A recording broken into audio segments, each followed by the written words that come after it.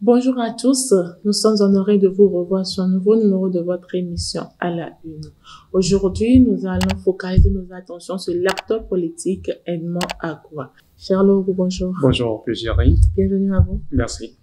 10e circonscription électorale. Quelles sont les chances de réussite de l'UP Le Renouveau aux législatives 2023, Charles? Oui, merci à vous, Pelchiré, pour cette question. Les chances de réussite de l'UP Le Renouveau lors des législatives 2023 sont multiples. La première chance de l'UP Le Renouveau, je dirais que c'est d'abord et avant tout la titularisation de l'honorable Edmond Agua. C'est le premier titulaire de la liste de l'UP Le Renouveau au niveau de cette circonscription électorale. Et pour qui connaît l'honorable Edmond Agua, c'est un baobab tout simplement. Bien avant la création de l'Union progressiste, je vais dire d'abord, qui a pour logo le baobab, l'honorable Edmond Agua était comparé déjà à un baobab. Vous savez, c'est un monsieur qui a réussi à se faire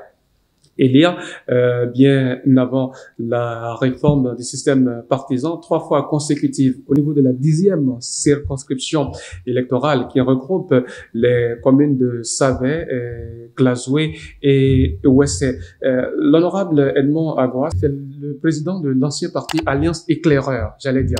Donc, l'honorable Edmond Agua lui-même, c'est un éclaireur. Et au niveau de cette circonscription électorale, c'est un monsieur qui a réussi quand même à se faire aimer de la population, à se faire adopter de la population. D'abord, sa générosité n'est plus à prouver. L'honorable Agua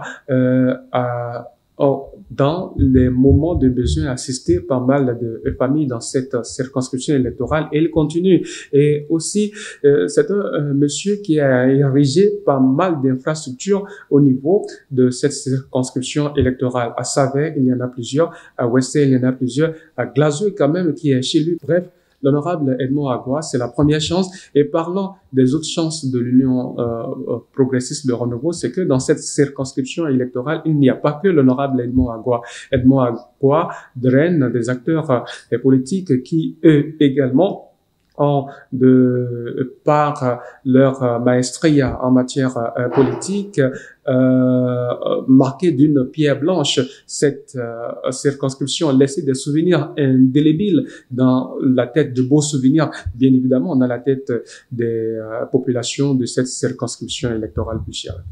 Dites-nous, Charlot, les autres partis n'iront quand même pas aux législatives en victime expiatoire. Oui, c'est vrai que les autres partis n'iront pas tout simplement à cette élection-là, juste comme des victimes expiatoires, comme vous venez de le dire, c'est-à-dire ils n'iront pas juste comme des bêtes qu'on va sacrifier à cette élection-là. Et ce sont des partis politiques qui ont une existence légale, ce sont des partis nationaux, qu'on le veuille ou pas, parce que dans toutes les circonscriptions électorales, dans toutes les communes, pratiquement, c'est des partis qui ont quand même des membres. Je ne sais pas si vous comprenez, Pulchéry et Panon. Mais au niveau de la 10e circonscription électorale qui focalise nos attentions, il faut dire qu'aujourd'hui, l'honorable Edmond Agua est incontournable.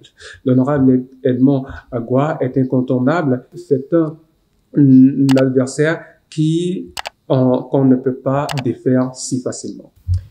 Vous avez un mot de ça? L'honorable Edmond Agua, aujourd'hui, je pense que il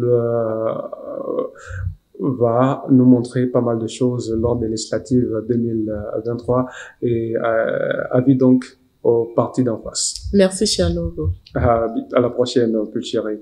Mesdames, Messieurs, c'est tout pour le compte de cette matinée. Merci de nous avoir suivis. À bientôt.